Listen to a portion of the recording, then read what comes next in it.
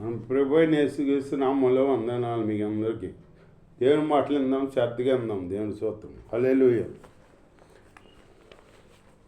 దేవుడు దావీదు భక్తుడు చెబుతున్నాడు, నా దేవుడు నాకు ఆశ్రయ దుర్గం అని చెబుతున్నాడు అనమాట.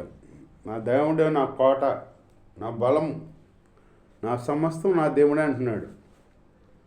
అలా మనం చెప్పగలిగే బలంగా ఉండాలన్నమాట. దావీదు భక్తి లేక భక్తి చేయాలి, అలా ఉండాలన్నమాట. అటు ఇటు భక్తి చేయకూడదు. దావీదు భక్తుడు అంటున్నాడు, నా శత్రువుల చేతిలో నుంచి నన్ను విడిపించాడు నా దేవుడు అంటున్నాడు. ఉన్నత స్థలములో నుండి చేయి చాపి ఆయన నన్ను పట్టుకొని, అంటే ఉన్నత స్థలములకి ఆయన ఎక్కించాడనమాట. దావీదుకి తోడుగా ఉన్నాడు దేవుడు. అలా మనకి తోడుగా ఉండాలంటే దావీదు భక్తుడు చేసిన ప్రార్థన మనం చేయాలి. ఆయన అట్లయితే యథార్థంగా నడుచుకున్నాడో దేవుడితో సాహసం చేశాడనమాట. ఏ పనికి వెళ్ళాలన్నా, ఏ దానికి వెళ్ళాలన్నా దేవుణ్ణి అడిగి వెళ్ళేవాడు అనమాట దావీదు భక్తుడు అని లేఖనం తేలపడుతుంది. అట్లాగే మనం బయటికి వెళ్ళినా కానీ, ఏ పనికి వెళ్ళినా దేవుడిని అడిగి, దేవుని ప్రార్థన చేసుకుని ఆయన్ని అడిగి మనం వెళ్ళాలన్నమాట. అంతేగాని మనం మామూలుగా వెళ్ళిపోతాం కాదు. లోకమోళ్ళు వెళ్ళిపోతారులే, అట్లా వెళ్ళిపోతాం కాదు. మనం లోకమోళ్ళు ఏం చేస్తారంటే, ఎవరన్నా ఎదురు రావాలంట. మళ్ళీ ఎదురు వస్తే వాళ్ళకి మంచి జరుగుద్దంట. వాళ్ళ నమ్మకం అది. మనకి ఎదురేలో మన ఇంట్లో మన యేసయ్యకి ప్రార్థన చేసుకుంటే మన యేసయ్య మనతో ఉన్నాడు. మనకి ఎవరు అవసరం లేదన్నమాట. ప్రార్థన చేసుకుని మనం బయలుదేరితే మన కార్యాలు దేవుడే సఫలం చేస్తాడనమాట. దేవుడి స్తోత్రం. హల్లెలూయా. ఆపత్కాలమందు ఆయన రక్షించే దేవుడు, ఆయన రక్షిస్తాడని చెబుతున్నాడు అనమాట. ఆపత్కాలమందు ఆయన రక్షించే దేవుడు. ఆయనకు మొరపెట్టుకుంటే యెహోవా నన్ను ఆదుకునేను. విశాల స్థలములకు ఆయన నన్ను తోడుకొని వచ్చాను. విశాల స్థలములకు తోడుకుని వెళ్ళాడంట దావీదుని. అట్లాగే మనం విశాల స్థలములో నన్ను నిలిపిరువా, విశాల స్థలములోకి తోడుకుని వెళ్ళిపోరువా అని ప్రార్థన చేయాలి మనం దావీదు భక్తులేక. అప్పుడు దేవుడు మనకి కార్యం చేస్తాడనమాట. నేను ఆయనకు ఇష్టడను గనక ఆయన నన్ను తప్పించాను. నేను ఆయనకి ఇష్టను గనక నన్ను తప్పించాడు అంటున్నాడు దావీదు భక్తుడు. అలాగే మనం కూడా ఇష్టలుగా ఉండాలి. దేవుడికి ఇష్టలుగా భక్తి చేయాలి, ఇష్టలుగా నడుచుకోవాలి. ఇష్టలుగా అంటే ఆయన చిత్తం నెరవేర్చాలి. మనం ఆయన చిత్తం నెరవేర్చాలి. ఎన్ని పనులున్నా, రాజు అయినా కానీ దావీదు అన్ని పనులు వదిలిపెట్టి దేవుని ఆరాధన చేసేవాడంట. దేవుని ఆరాధన చేత దేవుని మట్టుకు మర్చిపోయాడు కదంట. ముమ్మారు ప్రార్థన చేసేవాడు, 7 మాటలు స్తుతించేవాడు అంట. అలాంటి ప్రార్థనా జీవితం కలిగి అలాంటి స్తుతులు చెల్లించుకుంటూ దేవుడికి మనం ఆరాధన చేసే బిడ్డలుగా ఉండాలన్నమాట. నా నీతిని బట్టి యెహోవా నాకు ప్రతిఫలం ఇచ్చాను. నా నీతిని బట్టి యెహోవా నాకు ప్రతిఫలం ఇచ్చాను అంటున్నాడు దావీదు భక్తుడు. అలాగే మనం కూడా నీతిగా ఉండాలన్నమాట. మనం అడగాలి, నా నీతిని బట్టి నాకు ప్రతిఫలం దయచే ప్రభువా అని అడగాలన్నమాట. నా నిర్దోషత్వం బట్టి నాకు ప్రతిఫలం ఇచ్చాను. నా నిర్దోషత్వమును బట్టి నాకు ప్రతిఫలం ఇచ్చాడు అంటున్నాడు దావీదు భక్తుడు. అలా మనం నిర్దోషంగా ఉండి దేవుడిని అడగాలి. యెహోవా మార్గములను నేను అనుసరించున్నాను. యెహోవా మార్గములను ఆయన అనుసరించున్నాడంట. అలాగే యెహోవా మార్గంలో మనము అనుసరించాలన్నమాట. అనుసరించి నడుచుకుంటే మనకి ఏ కొదువ ఉండదు. దేవుని స్తోత్రం. హల్లెలూయా. భక్తిహీనుడివై నేను నా దేవుణ్ణి విడిచిన వాడను కాదు. భక్తిహీనుడి వలె నా దేవుని నేను విడిచిన వాడిని కాదంటున్నాడు దావీదు భక్తుడు. అలాగే మనం భక్తిహీనులుగా దేవుణ్ణి ఇడిచిన వాడమై ఉండకూడదు. దేవుణ్ణి నిత్యం మనం ఆరాధించుకుంటూ దేవుణ్ణి మనం ముందు పెట్టుకుంటూ జీవించాలన్నమాట. ఆయన న్యాయ విధులన్నిటినీ నేను లక్ష్య పెట్టుతున్నాను. ఆయన న్యాయ విధులన్నిటినీ దావీదు భక్తుడు లక్ష్య పెడుతున్నాడంట. అలాగే ఆయన న్యాయ విధులన్నీ మనం లక్ష్య పెట్టే బిడ్డలుగా ఉండాలి. మనం వెంబడించే బిడ్డలుగా ఉండాలి. దేవుణ్ణి కుసేపు వెంబడిస్తాం, కుసేపు లోకంలోకి వెళ్తాం, కాసేపు అట్లా శాతం కాదు. మనం యథార్థంగా దేవుణ్ణి వెంబడిస్తూ దేవుణ్ణి గణపరుచుకుంటూ ఉంటే దేవుని చిత్తం నెరవేర్చే బిడ్డలుగా ఉండాలి. అప్పుడు దేవుని మనల్ని కాపాడుతాడనమాట. ఆయన కట్టడాలను తోసివేసిన వాడని కాదు, ఆయన కట్టడాలను తోసివేసిన వాడని కాదంటున్నాడు అన్నమాట. అలాగే ఆయన కట్టడాలను మనం తోసివేసే బిడ్డలుగా ఉండకూడదు అన్నమాట. దేవుని స్తోత్రం. దోషక్రియలు నేను చెయ్యనొల్లకుంటిని. దోషక్రియలు దావీదు భక్తి చేయలేదంట, చేయనొల్లకుండా అన్నాడనమాట. చేయలేదంట. అట్లాగే దోషక్రియలు మనం చేయకూడదు. ఆయన దృష్టికి నేను యథార్థవంతుడనైతిని. ఆయన దృష్టికి నేను యథార్థవంతుని అవుతున్నా అంటున్నాడు దావీదు భక్తుడు. దేవుని స్తోత్రం. మనం కూడా యథార్థంగా జీవించి దేవుణ్ణి అడగాలి.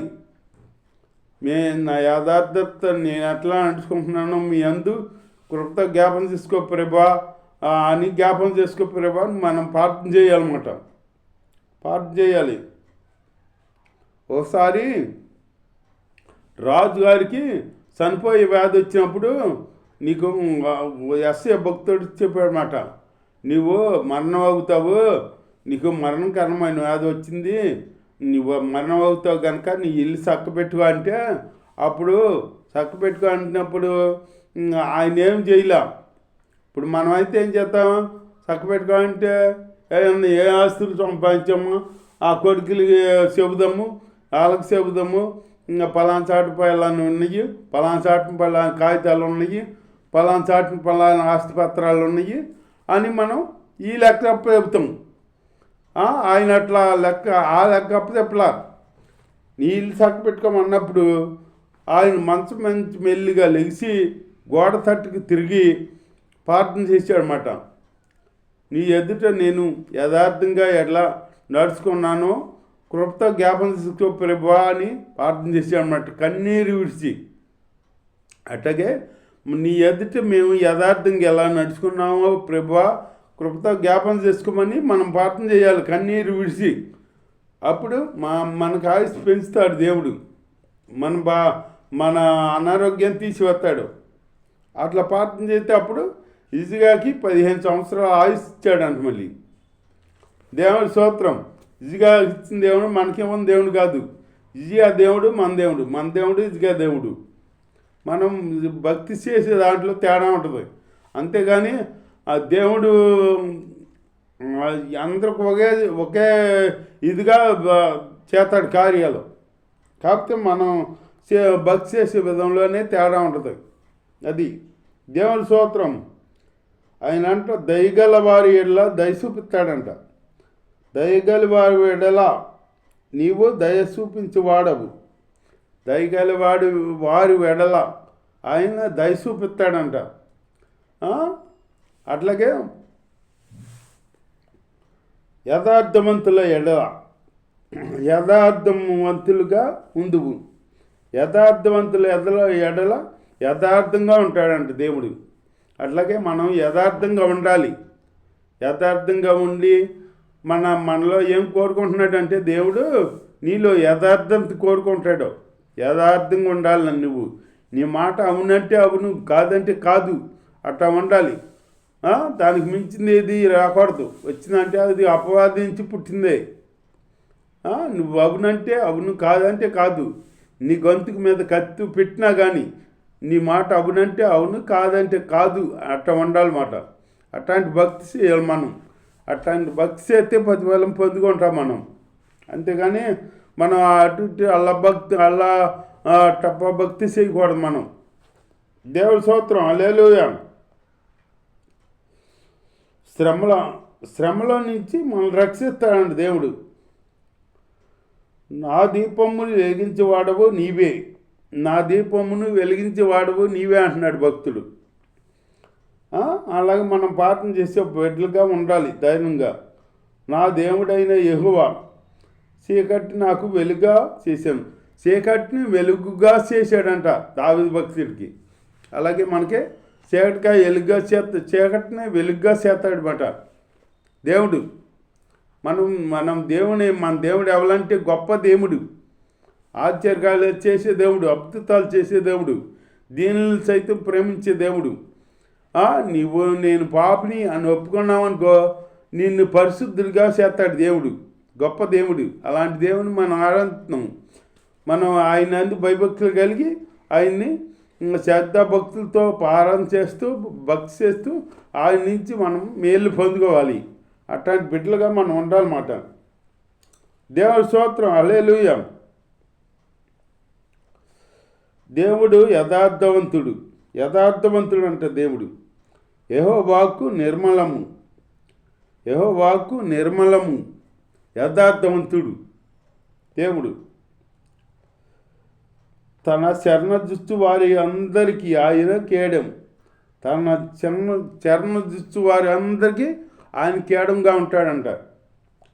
ఉంటాడు. మన దేవుడు తప్ప ఆశ్రయ దుర్గమేది, మన దేవుడు తప్ప ఆశ్రయ దుర్గమేదా అంటున్నాడు భక్తుడు. అలాంటి భక్తి చేసి అలాంటి ప్రార్థన చేస్తూ దేవుడి నుంచి మనం ప్రతిఫలాలు పొందుకోవాలన్నమాట. నాకు బలము ధరింపజేయవాడు ఆయనే, నాకు బలం ధరింపజేయవాడు ఆయనే అంటున్నాడు అన్నమాట. దేవుడే ఆ బలం ధరింపజేసేది. నన్ను యథార్థ మార్గంలో నడిపించేవాడు ఆయనే, నన్ను యథార్థ మార్గంలో నడిపించేది వాడు దేవుడే అని చెబుతున్నాడు ఇక్కడ భక్తుడు. అలాగే మనం యథార్థ మార్గంలో నన్ను నడిపించు ప్రభువా, నాకు నీతి మార్గాన్ని నడిపించు ప్రభువా, మీ చిత్తానుసారం నన్ను నడిపించు ప్రభువా అని మనం అడగాలి, ప్రార్థన చేయాలి. అలాంటి పట్టణం ఆయన నా కాళ్ళను జింక కాళ్ళ వలె చేయిస్తున్నాడు. అంటే కాళ్ళను జింక కాళ్ళ వలె చేయిస్తున్నాడు అంటున్నాడు భక్తుడు. ఎత్తైన స్థలముల మీద నన్ను నిలుపుతున్నాడు, ఎత్తైన స్థలముల మీద ఆయన్ని నిలుపుతున్నాడంట దేవుడు. భక్తుడు చెబుతున్నాడు. అలా మనం చెప్పగలగాలి.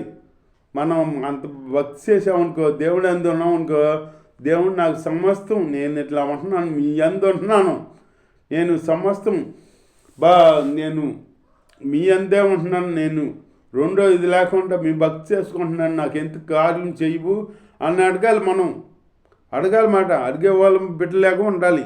దేవుని స్తోత్రం. నా చేతులకు యుద్ధము నేర్పించేవాడు ఆయనే, నా చేతులకు యుద్ధం నేర్పించేవాడు ఆయనే అంటున్నాడు అన్నమాట. మన చేతులకు యుద్ధం నేర్పించేది ఆయనే. దేవుని స్తోత్రం, హల్లెలూయా. నా బాహువులు ఇత్తడి విల్లును పెట్టును, నీ రక్షణ కేడమును నీవు నాకు అందించున్నావు, నీ రక్షణ కేడమును నాకు అందించున్నావు అంటున్నాడు భక్తుడు. నీ కుడి చెయ్యి నన్ను ఆదుకొనెను, ఆయన కుడి చెయ్యి ఆదుకుందంట దావీదు భక్తుడు చెబుతున్నాడు. అట్లాగా ఆయన కుడి చెయ్యి మనల్ని ఆదుకోవాలి. అలాంటి భక్తి చేయాలి మనం. దావీదు భక్తి చేసేవాడు చేయాలన్నమాట. సాత్వికము నన్ను గొప్ప చేయను, సాత్వికం ఉండాలి మనం. నా పాదములకు చోటు